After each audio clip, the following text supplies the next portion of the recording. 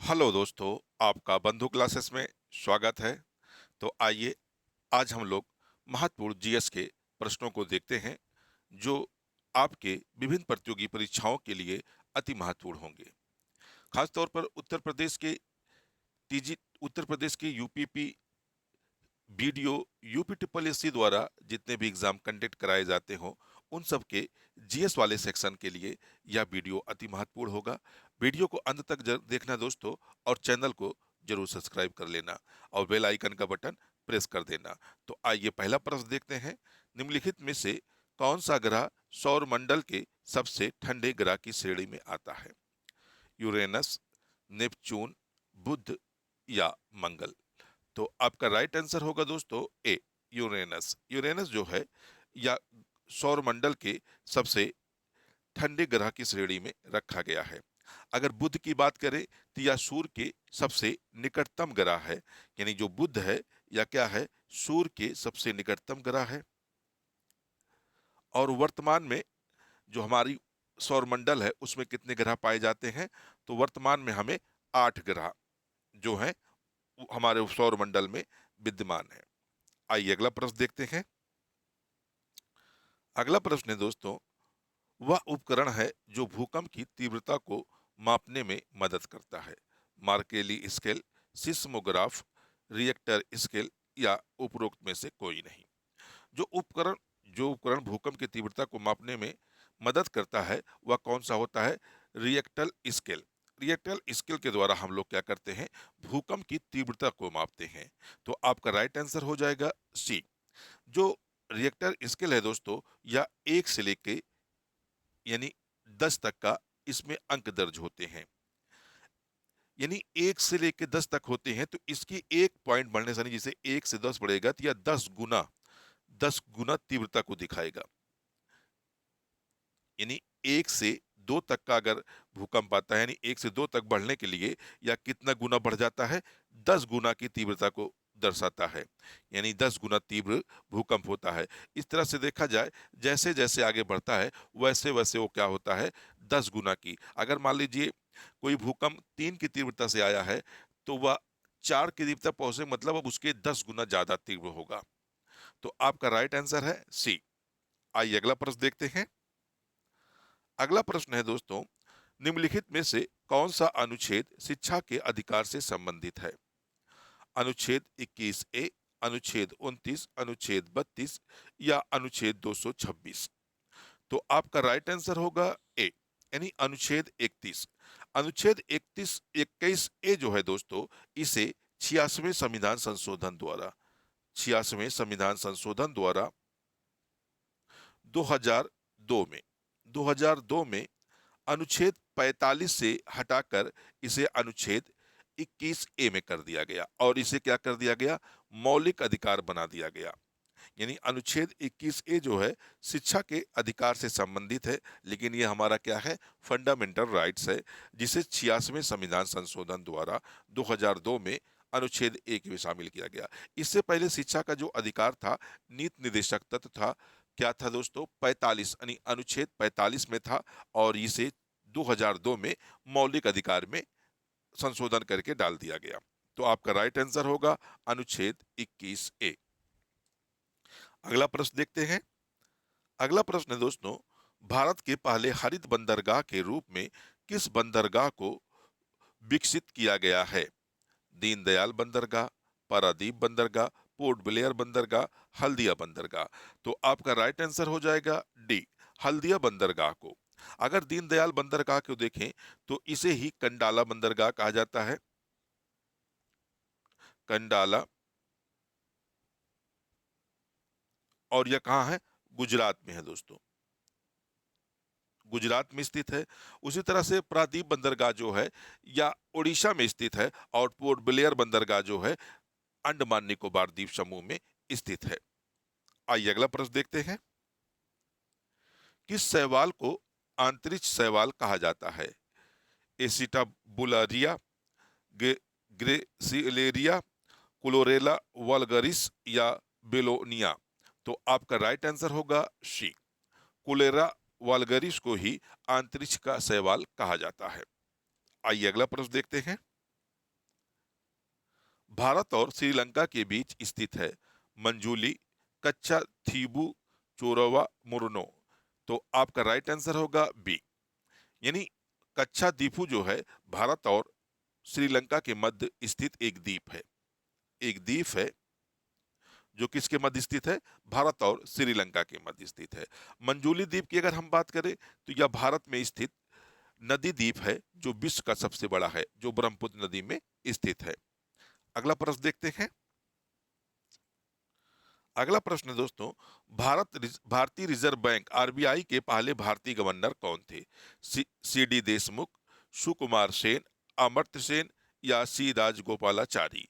तो आपका right answer होगा ए, सी डी देशमुख। यानी आरबीआई के जो पहले भारतीय गवर्नर बने वह कौन थे? सी डी देशमुख थे। अगर आरबीआई की गठन की बात करें तो 1935 में इसका गठन हुआ था और 1949 में इसका राष्ट्रीयकरण कर दिया गया। दो डेट इसके लिए काफी महत्वपूर्ण होती है। एक तो इसका गठन कब किया गया था, यानी इसकी स्थापना कब की गई थी, तो 1935 में इसकी स्थापना की गई थी। और इसकी राष्ट्रीयकरण की अगर हम बात करें तो 1 जनवरी 1949 को आरबीआई को राष्ट्रीयकरण कर दिया गया और इसे भारत का सर्वोच्च बैंक बना दिया गया। आइए अगला प्रश्न देखते हैं। अगला प्रश्न है दोस्तों, किस वर्ष मणिपुर को पूर्ण राज्य का दर्जा मिला था?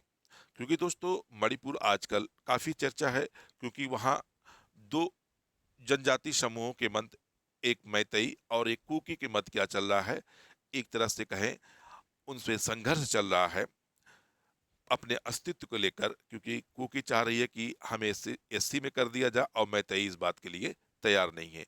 तो ये क्वेश्चन आपके लिए काफी महत्वपूर्ण होगा कि मणिपुर को पूर्ण राज्य का दर्जा कब दिया गया था? 1 मई 1960, 20 फरवरी 1987, 26 अप्रैल 1975 या 21 जनवरी 1972। जो मणिपुर राज्य है दोस्तों, इसे पूर्ण राज्य का दर्जा 21 जनवरी 1972 को दिया गया था। तो आपका राइट आंसर हो जाएगा डी। अगला प्रश्न देखते हैं। अगला प्रश्न है दोस्तों, कौन सा विटामिन न्यूक्लिक एसिड और लाल रक्त कोशिकाओं के निर्माण में मदद करता है? Vitamin B6, vitamin B3, vitamin B10, vitamin B5। तो आपका राइट आंसर होगा विटामिन B10, यानी राइट आंसर सी। अगला प्रश्न देखते हैं। अगला प्रश्न है, तापमान में वृद्धि ध्वनि की गति को कैसे प्रभावित करती है? गति में कमी होती है, गति बढ़ती है, अपरिवर्तित रहता है या उपरोक्त में से कोई नहीं।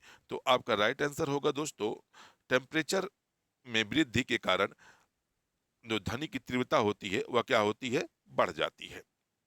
आइए अगला प्रश्न देखते हैं। अगला प्रश्न है, चूहों को मारने के लिए निम्नलिखित में से किस रसायन का उपयोग किया जाता है? Magnesium sulphate, magnesium carbonate, zinc phosphide या पोटेशियम एल्युमिनियम सल्फेट। तो चूहों को मारने के लिए हम लोग किस रसायन का प्रयोग करते हैं? तो जिंक फास्फाइड, यानी आपका राइट आंसर होगा सी। अगला प्रश्न देखते हैं। अगला प्रश्न है दोस्तों, निम्नलिखित विकल्पों में से बेमेल जोड़ी का चयन करें। मतलब एक तरफ राज्य दिया है, दूसरी तरफ उसकी राजधानी दिया है। ए तेलंगाना हैदराबाद, ये बात तो सही है। तेलंगाना जो है, तेलंगाना की राजधानी हैदराबाद है। असम, असम की राजधानी दिसपुर है, ये भी बात सही है। लक्षद्वीप, लक्षद्वीप की जो राजधानी है दोस्तों वह कवारत्ती है, यानी ये भी सही है। मध्य प्रदेश लखनऊ दे दिया है, यही हमारा राइट आंसर होगा। तो राइट आंसर क्या होगा? डी, यानी मध्य प्रदेश की अगर राजधानी की बात करें तो भोपाल है, भोपाल है। और लखनऊ किसकी राजधानी है? तो अपने उत्तर प्रदेश यानी यूपी की राजधानी लखनऊ। आइए अगला प्रश्न देखते हैं। अगला प्रश्न है, पृथ्वी की आयु की गणना में किस समस्थानिक तत्व का उपयोग किया जाता है? कोबाल्ट, कार्बन, सोडियम या रेडियम। जो जो पृथ्वी की आयु की गणना की जाती है दोस्तों, यह दो विधि से की जाती है। एक दोस्तों कार्बन 14 के माध्यम से की जाती है, एक उसकी कार्बन डेटिंग के माध्यम से। तो आपका राइट आंसर होगा बी, यानी कार्बन के माध्यम से। आइए अगला प्रश्न देखते हैं। किस वायसराय को भारतीय रेल का जनक कहा जाता है? Lord Dufferin, Lord Dalhousie, Lord Harding या उपरोक्त में से कोई नहीं। जो भारतीय रेलवे का जनक जिसे माना जाता है वह कौन सा है? लॉर्ड डलहौजी, यानी आपका राइट आंसर हो जाएगा बी। लॉर्ड डलहौजी के द्वारा 1853 में 1853 में पहली बार रेलवे चलाई गई थी। कहां से? थाने से मुंबई या मुंबई से थाने के बीच, यानी मुंबई से मुंबई से थाने के बीच 1853 में पहली बार रेलवे चलाई गई थी।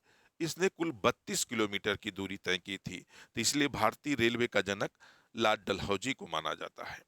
अगला प्रश्न देखते हैं।